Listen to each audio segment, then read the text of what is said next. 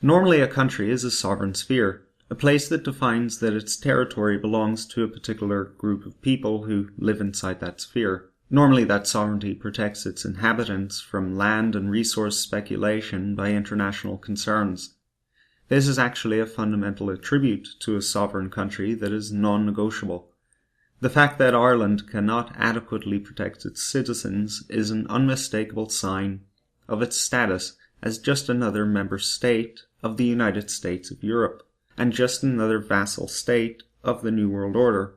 Without the capability to execute absolute control over its land and resources, it is basically ineffectual and very close to becoming non-existent, and no more a sovereign territory than the Claddagh fishing village is today. Goldman Sachs has purchased a loan from indebted developers Michael and Richard Larkin, and so own a development of 208 residential properties. Out of the 208 properties, 60 families live inside them. These people have all been served notice that their leases will not be renewed. It's clear that Goldman Sachs, a Zionist megabank, doesn't give a fuck about our people. It just wants to speculate and turn a profit. We Irish are handy at fucking ourselves over, but never to this horrifying extent of inhumanity. And we can always deal with our own, because we know where they live, in Ireland, and we can force their hand in an emergency. There's very little our government can do to protect us from Goldman Sachs. Our housing situation in Ireland is inadequate, and the social disparity is making it worse. Currently, 700 plus families are homeless in the country, and Goldman Sachs wants to add the better part of 60 to that figure. This is a number we are struggling to aid.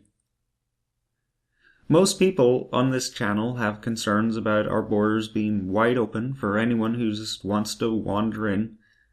But what about our open legal and economic borders that allow dominant transnational concerns to wander into our sacred land and disenfranchise the natives?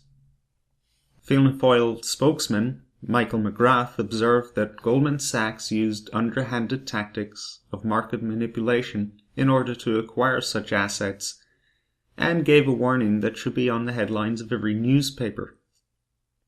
He said, "There is a real risk now that actions of this type will be stepped up once these funds feel the political backdrop is more favorable to them." In other words, international concerns like Goldman Sachs' firm can see that we did not protect our people or our country. Like burglars in the night when they know the CCTV cameras are just dummies and the alarm isn't plugged into the mains. Our relationship to Goldman Sachs and other megabanks isn't confined to this week's news. Since 2011, the state had paid in excess of €100 million for economic advice. At least 11 million has gone to Goldman Sachs to this date. This unusual relationship began in 2010, going into 2011, when the Department of Finance required advice on the selling of AIB, and has since been contracted again by the department in 2015 for more AIB problems. Mr. McGrath in 2014 had said, "It seems to me that any time a serious decision has been made or a new initiative undertaken, expensive external consultants seem to be the first port of call." Speaking of the Department of Finance.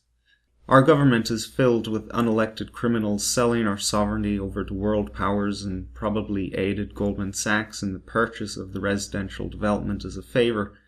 We need to reclaim our government seat by seat and end malignant relationships like the one we have with Goldman Sachs, a megabank who defrauded the United States government in 2010, is perfectly described by Matt Taibbi of Rolling Stone magazine as "a great vampire squid wrapped around the face of humanity, relentlessly jamming its blood funnel into anything that smells like money." Ireland will soon be no more if it doesn't reaffirm its sovereignty and protect its people from international predators. Come along to irishidentitarian.com and let's get this revolution started.